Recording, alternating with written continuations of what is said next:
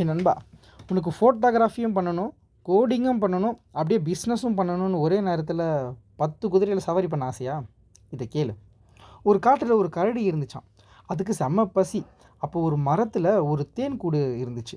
கரடி அதை எடுக்க போச்சு. ஆனால் மரத்தில் ஏறினதுக்கப்புறம் கீழே பார்த்தா ஒரு குளத்துல மீன் ஒன்று ஜாலியாக சுற்றிட்டு இருக்கான்.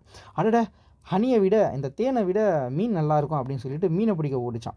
மீனை பிடிக்க கிட்ட போகும்போது பார்த்தீங்கன்னா ஒரு முயல் அதை தாண்டி ஓடிச்சான். முயல் கறி தான் இருக்கிறதுலே எல்லாத்தையும் விட சுவையாக இருக்கும். நான் முயலை பிடிக்க போகணும் முயல் பின்னாடியே ஓடிச்சான். கடைசியில் அந்த முயல் புதற்குள்ளே போயிடுச்சான். அந்த மீன் பார்த்தீங்கன்னா ஆழத்தில் போயிடுச்சான். அந்த தேன் கூட ஒரு காக்கா குத்திட்டு போயிடுச்சான்.